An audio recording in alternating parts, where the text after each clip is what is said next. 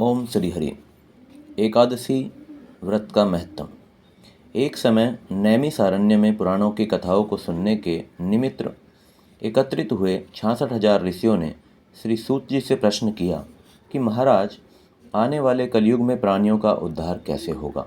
उनके इस प्रश्न का उत्तर देने के लिए व्यास जी ने शिष्य की सूत जी, जो सब पुराणों की कथाओं को अपने गुरु की कृपा से भली भांति जानते थे, कहने लगे कि हे ऋषियों, एक वर्ष में 12 महीनों की 24 अथवा जिस वर्ष में अधिक मास होता है उसकी दो मिलाकर कुल 26 एकादशियाँ होती हैं, जिनके नाम में तुमसे कहता हूँ।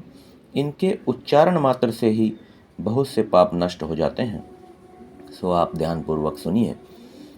नंबर 1 उत्पन्ना, दूसरी मोक्षदा, तीसरी सफला, चौथी पुत्रदा, पांचवी सठतिला, छठवीं जया, सातवीं विजया, आठवीं आमलकी, नौवीं पापमोचनी, 10वीं कामदा, 11वीं वरूथनी, 12वीं मोहिनी, 13वीं अपरा, 14वीं निर्जला, 15वीं योगिनी, 16वीं देवसैनी, 17वीं कामिका, 18वीं पुत्रदा, 19वीं अजा, 20वीं वामन या परिवर्तनी, 21वीं इंद्रा, 22वीं पापकुंसा, 23वीं रमा, 24वीं देव प्रबोधनी या देवोत्थानी।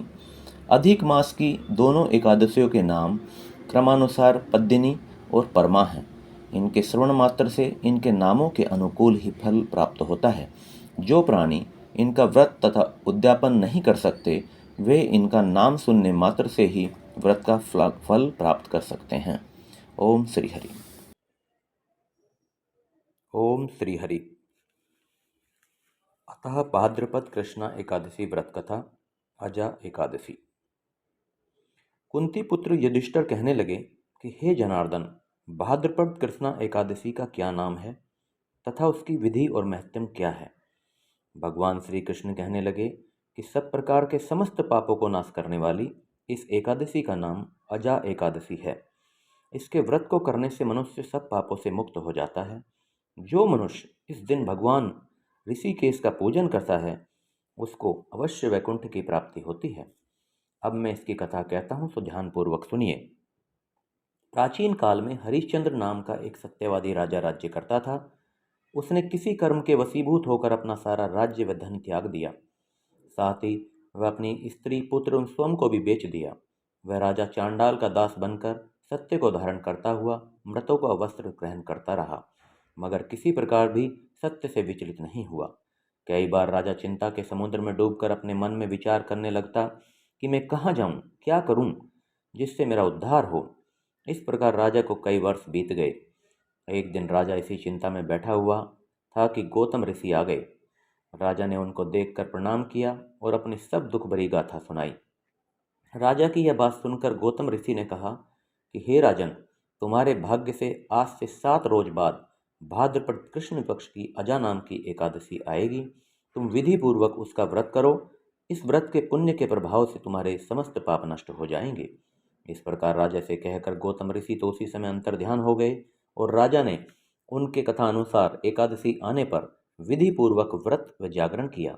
उस व्रत के प्रभाव से राजा के समस्त पाप नष्ट हो गए। स्वर्ग में बाजे बजने लगे और पुष्पों की वर्षा होने लगी।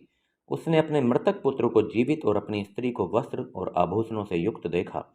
उस व्रत के प्रभाव से उसको पुण्य राज्य मिल गया और अंत समय में अपने परिवार सहित स्वर्ग को गया। हे राजन, यह सब अजा एकादशी के प्रभाव से ही हुआ। अतः जो मनुष्य यत्न के साथ विधि पूर्वक इस व्रत को करते हुए रात्रि जागरण करते हैं, उनके समस्त पाप नष्ट होकर अंत में वे स्वर्गलोक को प्राप्त होते हैं। इस एकादशी की कथा के स्मरण मात्र से अश्वमेघ यज्ञ का फल प्राप्त हो जाता है। ओम श्री हरि। ओम जय जगदीश हरे स्वामी, जय जगदीश हरे। भक्त जनों के संकट क्षण में दूर करे। ओम जय जगदीश हरे। जो ध्यावे फल पावे, दुख बिन से मन का।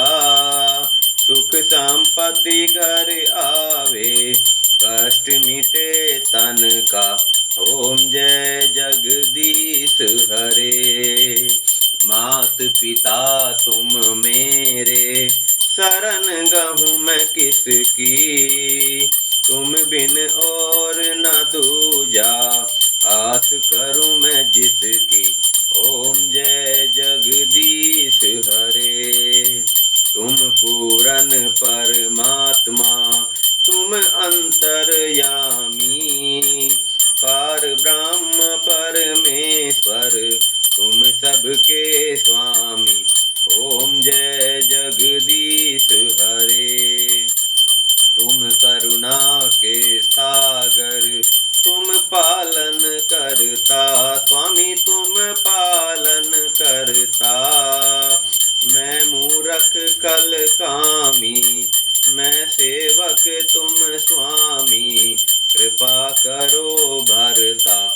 ओम जय जगदीश हरे।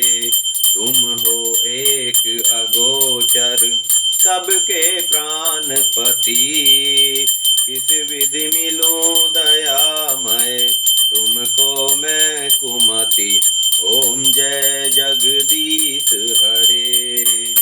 दीन बंधु दुख हरता, तुम ठाकुर मेरे, अपने हाथ उठाओ, द्वार पड़ा तेरे। ओम जय जगदीश हरे। विषय विकार मिटाओ, पाप हरो देवा, श्रद्धा भक्ति बढ़ाओ, संतन की सेवा। ओम जय जगदीश हरे। बोलो विष्णु भगवान की।